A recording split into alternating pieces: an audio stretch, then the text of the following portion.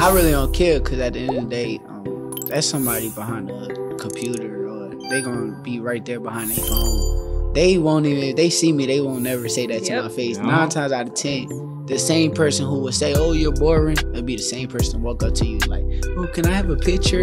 So it's like, I can't take them type of dudes serious because you don't even know what side that you're really on. Like, welcome to another edition of Top Rank Unboxed. I'm Ricky, and I'm joined here by my co-host Jalen, and we got one of the pound-for-pound greats with us right here at the Top Rank HQ. We're super excited to have Shakur Stevenson with us. He's at 19-0, got 9 knockouts, and he's a former junior lightweight unified champ. So Shakur, how's camp going? You're fighting soon. Camp going great. I feel sharp. I feel ready to perform. I'm ready to show out in my hometown. I want to put on a way better performance than I did my last fight. Yeah. How did you feel like that last fight went? I like the first 6 rounds, but I think as far as like cutting weight, I kind of went down a little bit, but it was a solid performance. Robson is not as bad as people make him seem. I just made him look that way. Bro, last time I was there in Newark when you fought Robson, it's crazy turnout. Yeah, whole city came out. How excited are you to go back and do it all over again? I'm trying to have more people than I had the last fight. I feel like my city love me and they gonna come out to support me regardless. And I just want to get on the show that they come to see, and I want to put on the performance that they expect. So I'm definitely grinding super hard. I'm working as hard as I ever been. And they gonna get a real treat. Yeah. They brave. They love you over there, bro. Like when we went to New York for the HBCU event with Michael B, bro, like just talking to like security people and like people who run the food stands, like, who you here? I'm like, I'm here with Shakur. Like, yeah, Shakur. Like, you're a hometown hero over there, bro. It's crazy. Sure. It's wild. Sure. And like on your trunks, you always have Newark, right, on there. Or on your Twitter bio, it's Newark made. Yeah. What does that mean to you when you say Newark made? I mean, it means everything to me. I'm putting the city on my back when I go out there and fight every time out.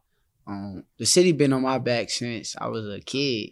When I fought in the Olympics, I was thinking about Newark. When I'm anywhere that I go, I'm thinking about the younger generation that's coming up behind me, the kids in Newark, and just trying to lead by example and show them the right way that they could do more than what's put in front of them. Mm-hmm. How would you describe Newark? It's going to be my first time there for your fight. So Yeah. what are the recommendations? Where should I go? Yeah. I mean, I describe it as rough, and I would say don't go nowhere by yourself or nothing like that. You feel me? Just, make sure you with somebody and Ricky, you got to be with me the whole time. Yeah, no. Keep your eyes open. Yeah. I mean, we went there. It was a good time though, man. Like I was very blown away by the atmosphere. Like it felt like you was fighting for like an undisputed title. Like how fucking crazy it was. How would you say New York shaped you? How would I say what? How would you say Newark shaped you as a person, as a young man? Shaped me? I think it made me into the person that I am today. Mm-hmm. I think that I was raised in an environment where I only got to sort of like the bad things. Like I only got to sort of the stuff that that'll put me in jail and all that kind of stuff. So I didn't get to see nobody like myself come back to the city of Newark and show me the right way, or show me that there's a way that I could go make a boatload of money and become somebody bigger than what I was. So I just feel as though I'm glad that I was put in that situation that I was in, because now it's like it feels so much better to see that I beat the odds and I turned the cycle around so far, and I got to keep doing what I've been doing. Mm-hmm.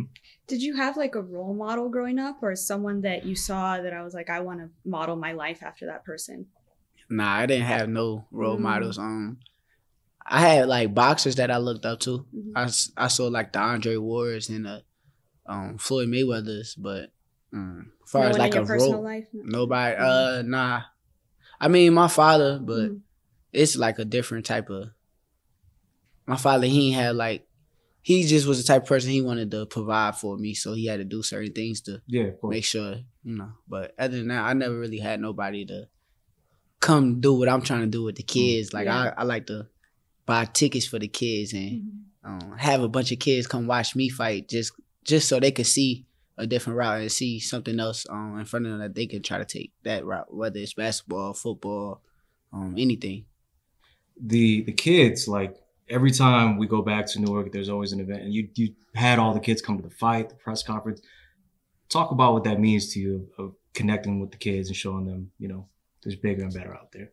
I mean, it means everything to me. I think, like I just said, like I didn't have nobody to come do that for me. So like that's my main purpose. Like my purpose is to make sure all of them young kids that sees the wrong things in front of them every single day, I try to show them the right thing. I try to show them that another route where, like I said, they can go make a bunch of money with doing something that they love and a talent that they love or whatever they good at. All they gotta do is apply hard work and they gonna get it done. So I try to be in front of their face and I would take every picture that I can with all the kids. I would sign every autograph just because it means so much to me to show them the way.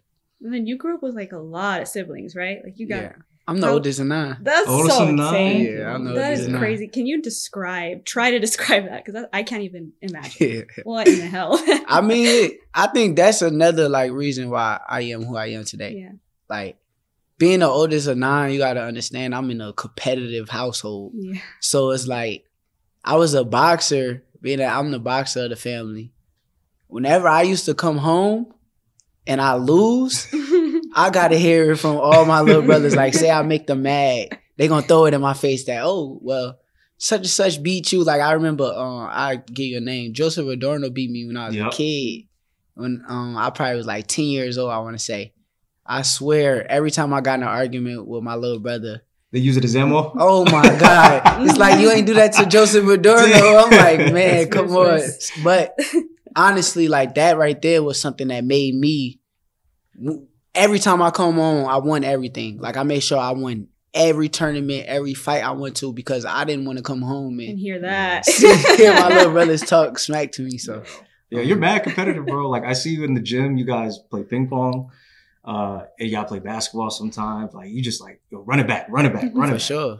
That all comes from, being, having the big household with all the siblings, right? That comes from that and my family. Like, my grandfather, who's my coach, how competitive he is he just as competitive as me. So it's like I used to spend so much time with him every day where every day is like a competition every single day. So now I'm at the point where it's like I accepted it. Like I enjoy the competition and I hate losing. Like losing is the worst thing in the world to me. So I try to do everything in my power to make sure that I don't lose. Mm-hmm. Speaking of games, right?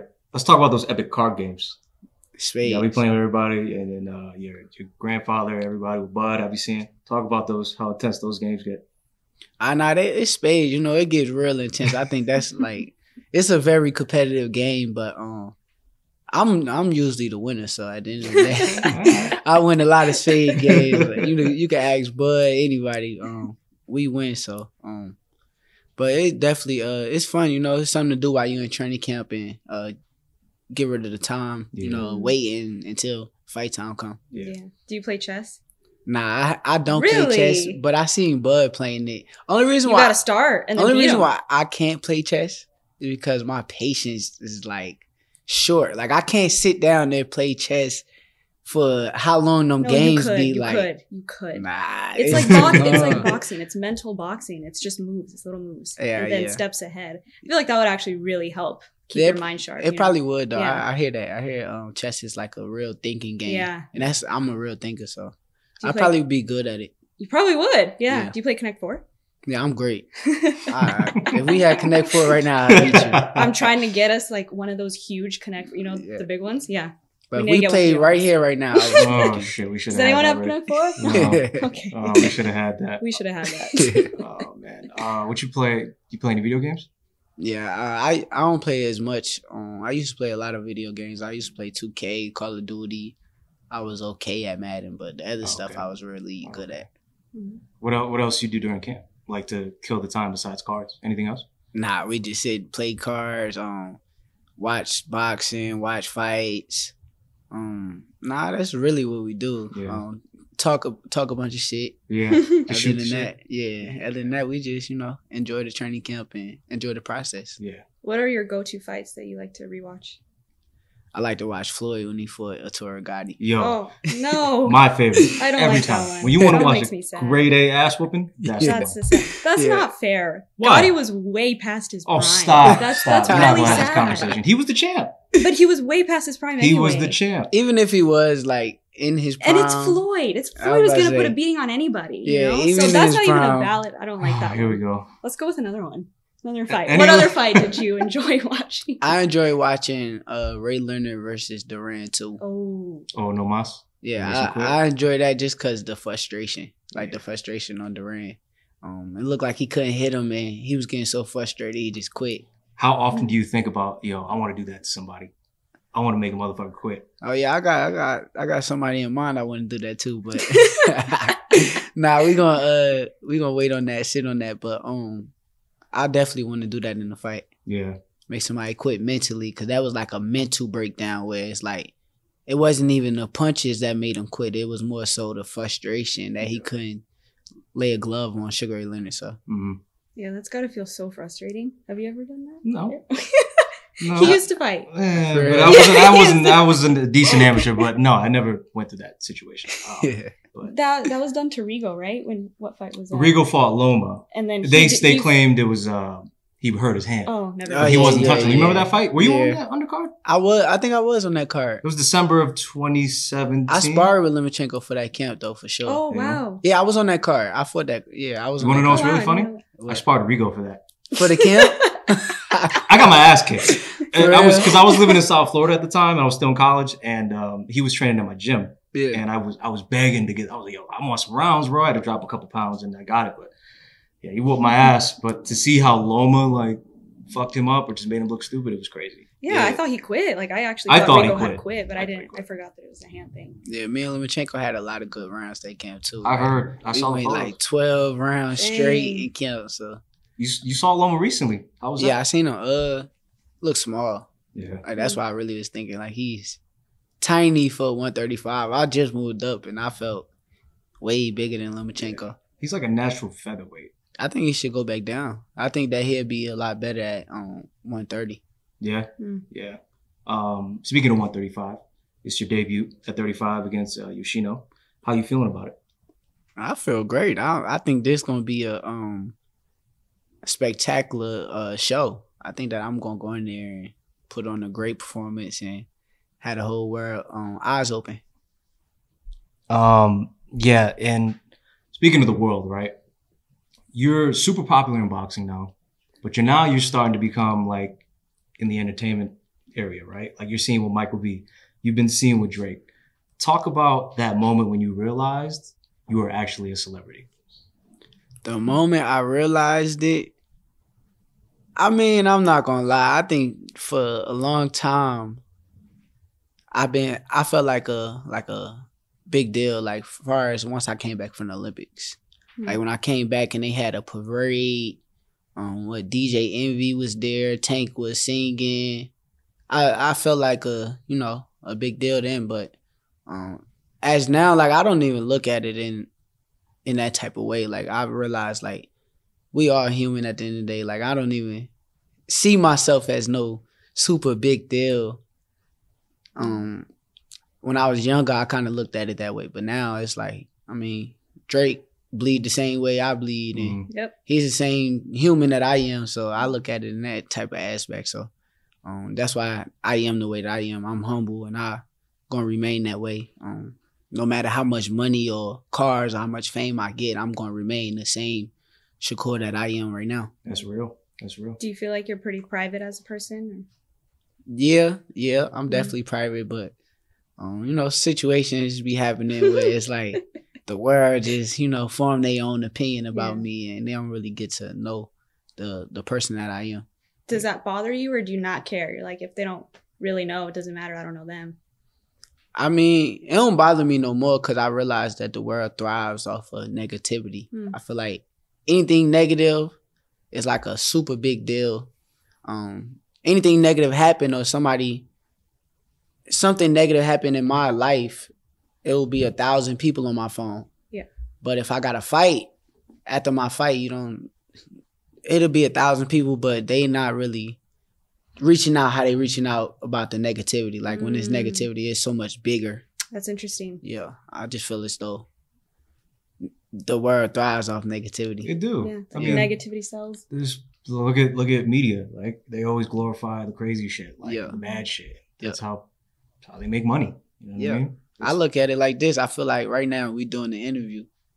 If I say something super negative and it becomes the headline or the title, you'll have 1,000,000 people want to watch the interview. Yeah. But if I have a regular, just me, Shakur, have a humble opinion and just, being myself and don't do nothing out of the ordinary, you're going to have so many people that really want to tune in, but you'll have 1,000 people on my phone if I say one bad thing that the world want to tune into. Man, what does that say about our world? That's sad. But that's true. Yeah, we live in a it's fucked real up life. society. Yeah. It's the sad reality of it. For sure. Yeah. You have a fiance. Yeah. Right? She's a rapper. Yes. How has it been? I know, like you said, at the end of the day, we're all just human, right? Yeah. But your fiance is also a person of interest. How do you guys kind of like stay grounded in your relationship, being two notable people? I think that the way we met was, when I met her, I was thinking she was gonna be like a stuck up, bougie type. Feel like she had she had 1 million followers on Instagram. So it's like you'd think like that's how somebody would think of themselves. But the way I met her was like she was humble. Like she reminded me of like myself, as far as like the mentality. So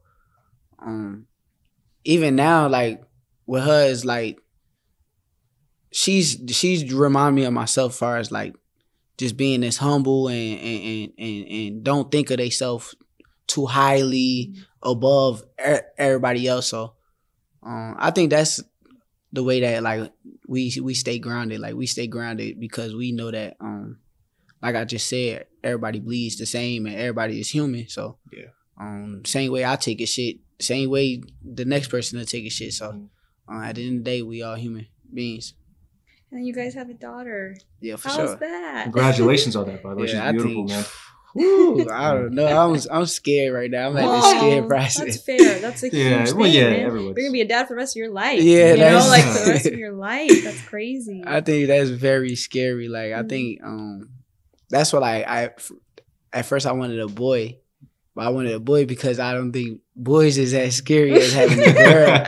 That's what I'm thinking the same way, bro. Like if I have a child, I pray. I pray. You don't want a girl? I'm not gonna be mad, but I prefer a boy. Just That's fair. Yeah, because at the end of the day, you gotta realize they get older. Then you gotta worry about the other stuff, and you gotta worry about that with the guys too, though. Like when you have a son. Nah, no, not really. Okay. So you gonna be protective, champ, with your girl? With my daughter when she gets teenage and.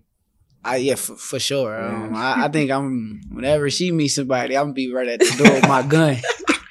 Right at the door. What's up, bro? You seen Bad Boys? Yeah, that's gonna be me, Will Smith. Who's more protective, you or Lyric? Me. Yeah, for sure. But she's a girl, so that's understandable. But she's protective as a mom. Like, but far as like when she get older, I know for sure it's gonna be me. Like, that's good. Your daughter's in good hands. How did you and Lyric meet? We met through Jay Prince's son, Baby J. Mm-hmm. Baby J was working with Lyric, and I had seen her in a picture with him, and I had reached out to him like, "Yo, who that?" And we just went from there. That's nice. Once we met, it was just hit it off. Yeah, it just went. That's good. Everything went how it was supposed to go. Yeah. How would you say fatherhood has impacted your boxing career? I think fatherhood has changed me in so many different ways already. Like, I feel like I'm not the same person that I was 2 years ago. I'm not the same fighter that I was 2 years ago. I feel like my focus has upped to a whole different level. Like far as when I was fighting Valdez and Jamel, like I feel like I was focused, but I feel like right now it's like on a whole different level. Like even after the fight, the first thing I'll probably be doing is going to the gym, doing some. After my last fight, the first thing I was doing was going to the gym. So it's like I became so much more of a gym rat.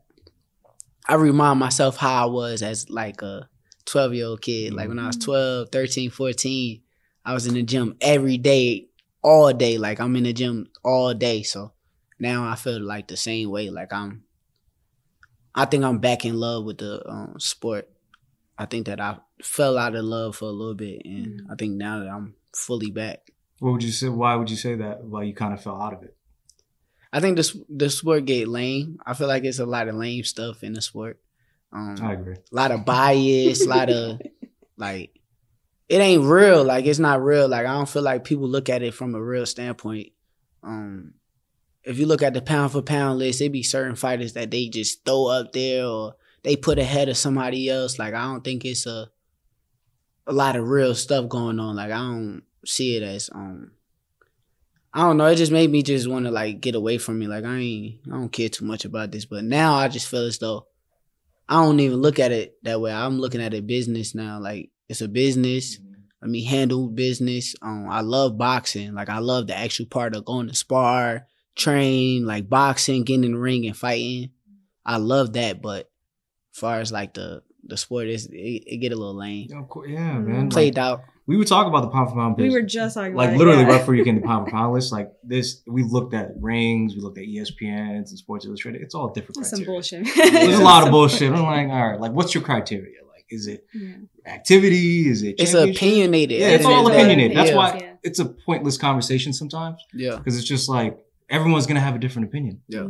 No matter who got belts, who got wins, like people gonna pick what they want to pick and put on there. Yeah. I just feel as though when I look at the pound for pound, I think like the person who's like been dominating for years. Yep. And that's how I look at it. But I think that it's a lot of fighters that they just look past and act like it's not there. Like I think what's the smaller Charlo? Jamil. He don't never get Never. pound for pound nothing. And I just feel as though the work that he been putting in for years, I think he deserves it too. He cleaned out 54, bro. Yeah. And like if he's on some people's list, he's at like 9 or 10. I don't even see him at all. Like I never hear him mention Charlo. So I just look at it as it's a lame sport. I think that people be biased. Everybody got their favorites. Back in the day, Teddy Atlas used to put Lomachenko over Andre Ward and Terrence Crawford. But now he would look silly because it's like, come on now, bro. Yeah. Over them two dudes, like, how could you do that? So, speaking of Crawford, that's big, bro. For sure. He's pretty much been your OG since you came into this program, right? Like, did you guys know each other as amateurs? I knew him when I was an amateur. Like, I could tell you when I think I met him. I was at a ringside tournament, but I knew him already because I seen him on TV fighting. But I had walked up to him like, yo, I'll beat you up. Like, I'm talking mad smack to him. But he was end up being like real cool. And then I told him, come watch me fight the next day. And I whooped somebody.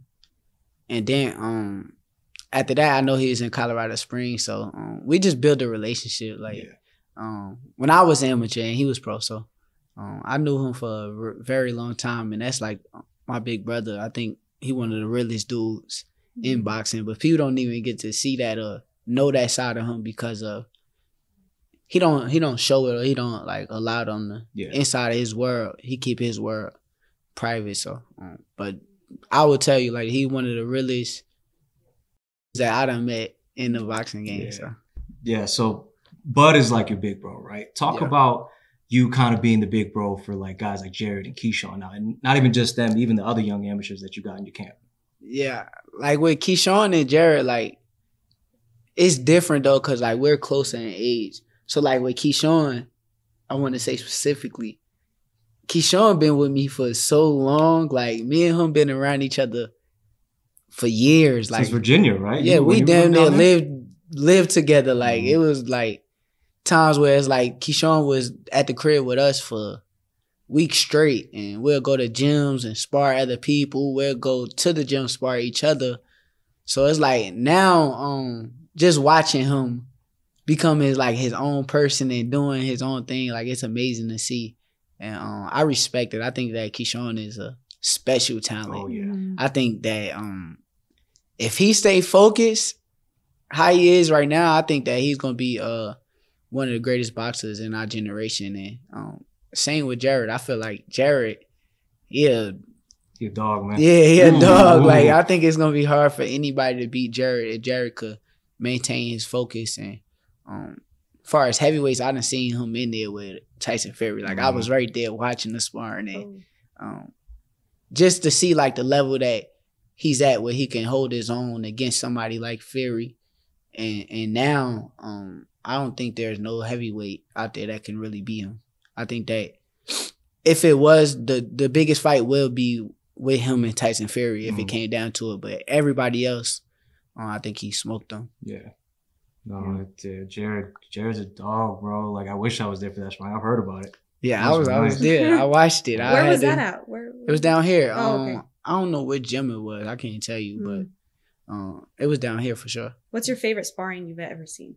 Sparring that I ever seen? Favorite sparring any wild story? Like you seen some crazy shit going on? You don't gotta say names, but like seen some crazy sparring, like, oh shit. I remember watching Erickson Lubin spar when I was a little kid. Oh, that's cool. Yeah. He sparred Kenny Sims. When I say these dudes was going to war, like they was going to war, like some crazy, like I don't know, it was looked like a Sugar Ray Leonard, Roberto Duran fight number one.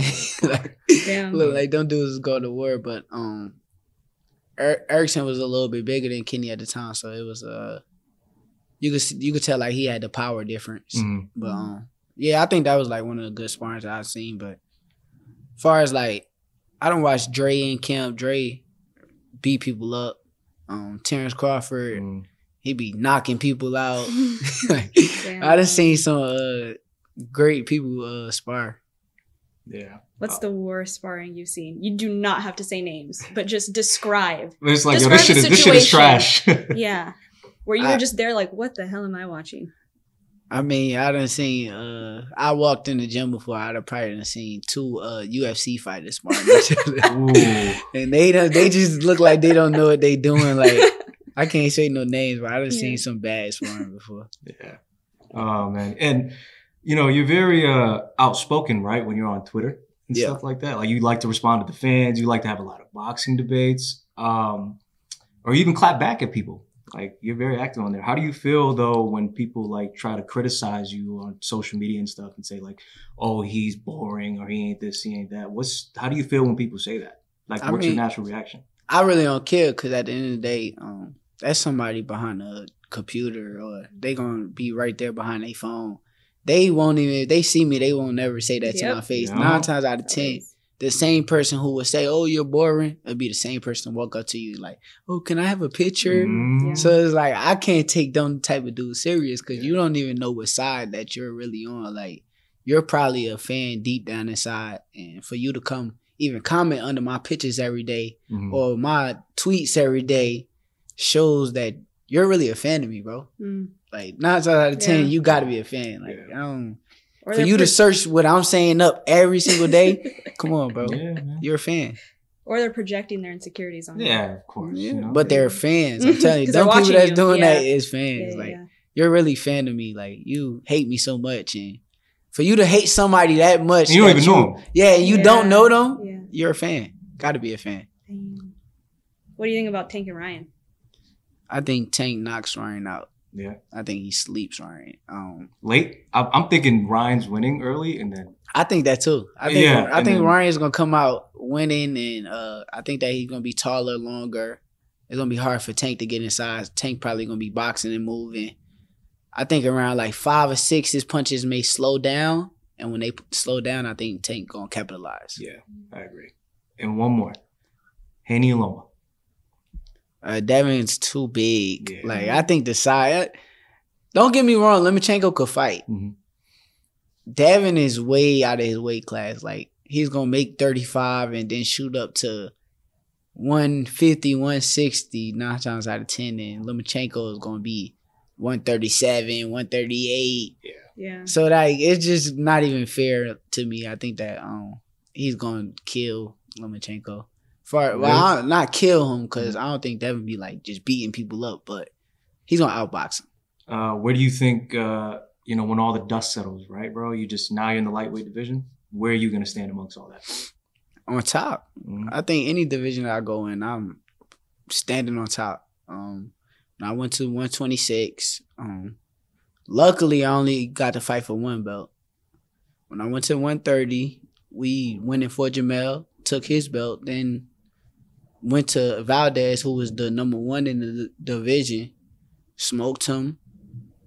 Any weight class that I go in, I gotta go and fight the best of the best. So, I'm gonna be on top for sure. In another year, probably my next fight, 9 times out of 10, if I get the opportunity, I'm fighting for the belts. Yeah, I mean, a lot of people, and I haven't been a fan of this neither. Like casual fans will be like, "Oh, he ain't fighting nobody."